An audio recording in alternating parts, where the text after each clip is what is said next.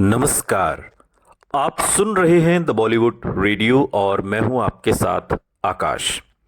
दोस्तों, आज के इस पॉडकास्ट में किस्सा राजेश खन्ना, शबाना आजमी और फिल्म थोड़ी सी बेवफाई का।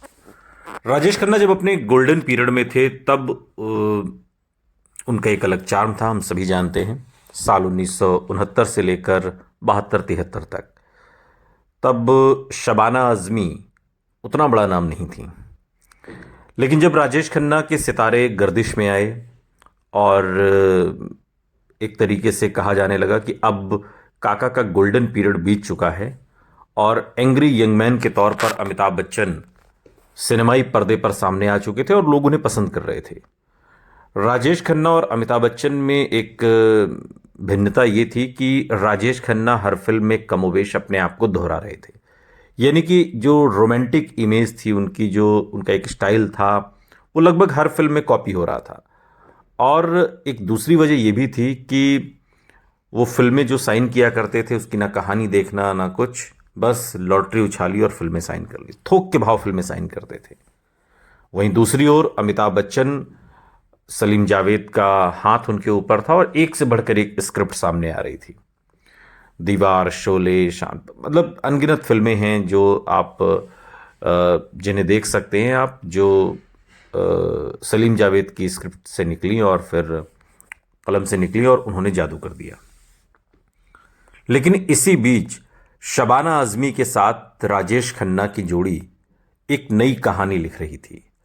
यानी कि जिस फिल्म में शबाना आजमी राजेश खन्ना के साथ थी वो फिल्म कमोवेश हिट, सुपरहिट, सेमी हिट इस कैटेगरी में आ रही थी। और इसी कैटेगरी में एक फिल्म आई साल 1980 में, थोड़ी सी बेवफाई। थोड़ी सी बेवफाई साल 1980 की बॉलीवुड रोमांटिक ड्रामा फिल्म, जिसका निर्देशन इस्माइल श्रॉफ ने किया और इसका निर्माण नंद मीरानी ने।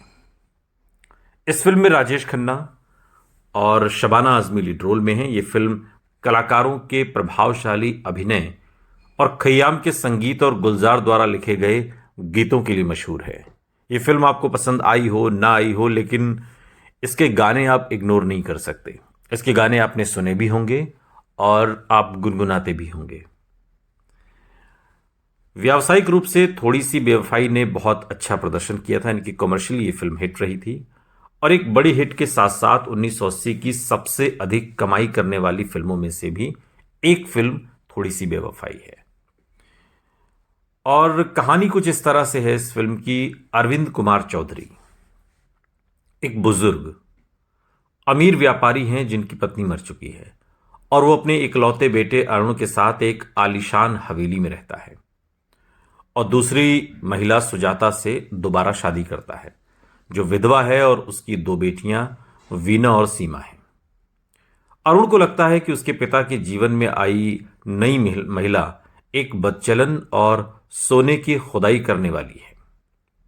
वो अपनी नई सौतेली मां का सम्मान नहीं करता और उससे बात करने से भी मना कर देता है। अरुण नीमा देशमुख से मिलता है और वो एक दूसरे से प्यार करने लगते हैं। अपने अपने परिवारों की मंजूरी से वो शादी कर लेते हैं और एक दिन काम पर नीमा के बारे में सपने देखते हुए अरुण गलती से एक कीमती हीरा तोड़ देता है। उसे और उसके पिता को मूल्य के नुकसान की भरपाई करनी होती है और परिणाम स्वरूप चौधरी अपनी सारी बचत, भवन, वाहन और संपत्ति खो देते हैं। उन्हें एक झुग्गी झोपड़ी वाले अपार्टमेंट में जाने के लिए मजबूर होना पड़ता है और इधर अरविंद अपने जीवन के काम को नष्ट देखने के आघात से मर जाता है। अरुण इस परिवार की बागडोर संभालता है और उसके लिए विभिन्न कानूनी मामलों को निपटाने के लिए अपनी सौतेली मां से बातचीत करना आवश्यक है। अब वो पाता है कि वो एक उदार हृदय वाली, नेक, क्षमाशील महिला है और उसके प्रति उनका सम्मान बढ़ता है। इस समय के आसपास नीमा एक बच्चे को जन्म देती है और वो उसका नाम अभिनंदन रखते हैं। सुजाता और नीमा के बीच गलतफहमियां पैदा हो जाती हैं। पड़ोसी महिलाओं की कुछ गपशप से ये चीजें बढ़ती हैं, जिससे नीमा और अरुण, जो अब अपनी सौतेली मां के साथ मेल मिलाप कर लेता है, उसका पक्ष लेता है। इनके बीच बहस होती है। एक दिन नीमा का भाई महेंद्र अरुण को किसी दूसरी महिला के साथ देख लेता है। ये डॉक्टर करुणा हैं जो एक पारिवारिक मित्र हैं जिसे अरुण में कोई दिलचस्पी नहीं है, या इसके विपरीत। महेंद्र अपनी बहन को बताता है, जो अपना सामान पैक करती है और अपने बेटे को गोद में उठाती है और तथ्यों का पता लगाने का कोई प्रयास किए बिना घर से बाहर चली जाती है, ये जानने की कोशिश किए बिना कि सच क्या है। वो अपने पिता के घर वापस चली जाती है और उसके और महेंद्र के साथ रहती है। फिर वो अदालत का दरवाजा खटखटाती है और अभिनंदन की कस्टडी हासिल करती है। हालात ये हैं कि अरुण को सप्ताह में केवल एक बार हर रविवार को शाम 4 बजे छोटी सी मुलाकात की अनुमति है।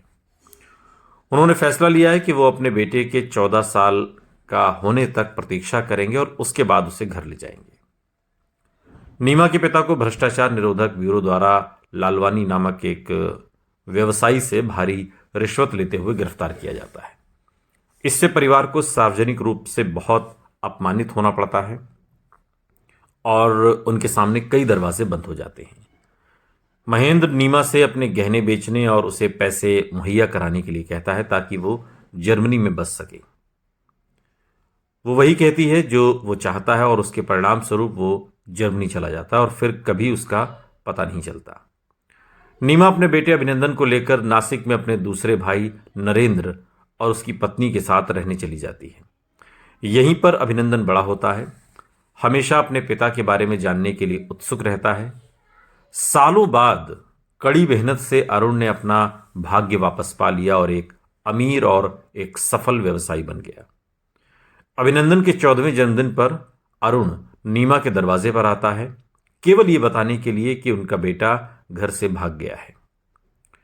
क्रोधित अरुण को अब ये पता लगाना होगा कि नीमा सच कह रही है या वो उनके बेटे को कहीं और छिपा रही है।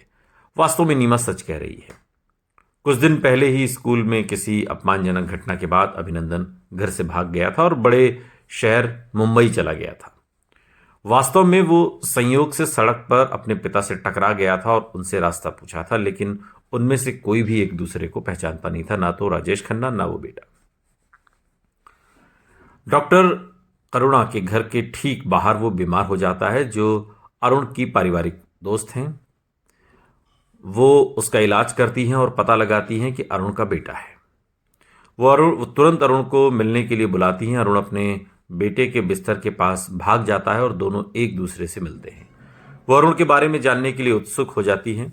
हालांकि अरुण अतीत की कड़वाहट के कारण उससे मिलना या मेल मिलाप करना नहीं चाहता। अभिनंदन, जिसे प्यार से सब नंदू कहते हैं, पितृत्व से संबंधित अपने मुद्दों पर काबू पा लेता है और एक स्वस्थ कॉलेज जाने वाले युवक के रूप में विकसित होता है। कहानी यहां से थोड़ा आगे बढ़ती है। कॉलेज में उसे मीनू से प्यार हो जाता है, जो उसकी सहपाठी है।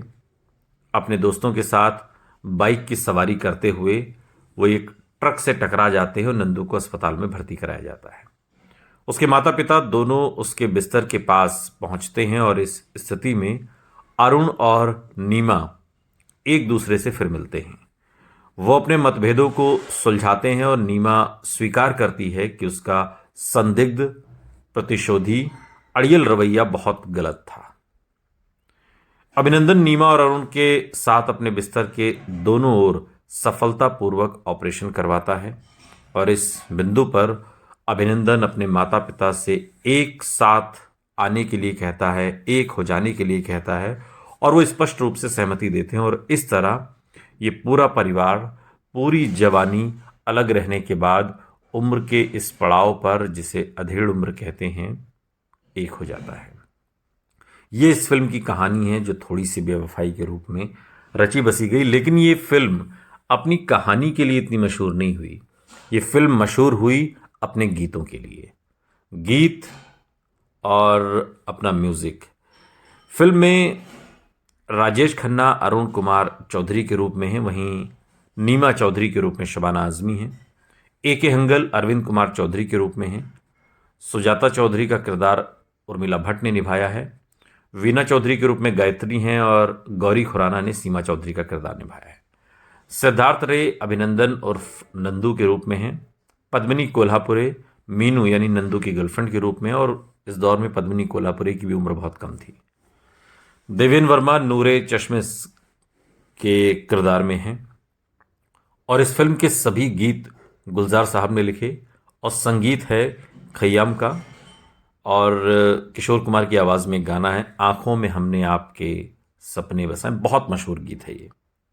इसके अलावा भूपेंद्र सिंह का गाया आज बिछड़े हैं, या किशोर कुमार और लता मंगेशकर की आवाज़ में आंखों में हमने आपके, ये थोड़ा सा डुएट में है।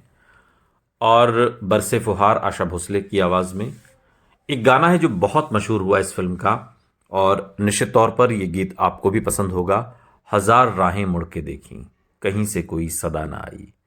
किशोर कुमार और लता मंगेशकर की आवाज़ में गाया ये गाना आज भी जब कभी रेडियो पर या कहीं हम बजते हुए सुनते हैं तो रुक जाते हैं और इस गाने को सुनने लगते हैं और ख़ुद को इससे कनेक्ट करने लगते हैं। ये इस गाने की खासियत है, इस गाने की तासीर है।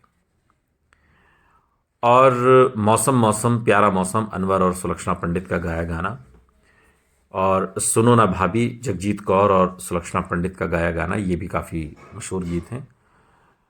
28वें फिल्म फेयर पुरस्कार इस फिल्म ने जीता और इसके अलावा सर्वश्रेष्ठ गीतकार के तौर पर गुलजार साहब हजार राहें मुड़ के देखी, इसके लिए उन्हें मिला। सर्वश्रेष्ठ पुरुष प्लेबैक सिंगर के रूप में किशोर कुमार को हजार राहें मुड़ के देखी के लिए, और जो मनोनीत किए गए वो सर्वश्रेष्ठ फिल्म के लिए कोणार्क कॉम्बाइन इंटरनेशनल को, सर्वश्रेष्ठ निर्देशक के लिए इस्माइल श्रॉफ, सर्वश्रेष्ठ अभिनेता के लिए राजेश खन्ना, अभिनेत्री के लिए शबाना आजमी, हास्य अभिनेता के लिए देवेन वर्मा, सर्वश्रेष्ठ संगीत निर्देशक के लिए खय्याम और सर्वश्रेष्ठ कहानी के लिए इस्माइल श्रॉफ को नॉमिनेट किया गया। लेकिन पुरस्कार फिल्म फेयर 28वें में सिर्फ किशोर कुमार और गुलजार साहब ने इस फिल्म के लिए जीते। ये इस फिल्म की कहानी थी और इस फिल्म का मिजाज निश्चित तौर पर उम्र के दो पड़ाव जो इस फिल्म में थे वही बाद के दिनों में अवतार में भी देखे गए, और इन दोनों कहानियों को दर्शकों ने हाथों हाथ लिया। अगर आपने ये फिल्म देखी हो और आपको ये फिल्म कैसी लगी ये भी बताइएगा। साथ ही इस फिल्म का कौन सा गाना आपको सबसे ज़्यादा पसंद आया उसके बारे में भी हमें ज़रूर बताइएगा। सुनते रहिए द बॉलीवुड रेडियो, सुनता है सारा इंडिया।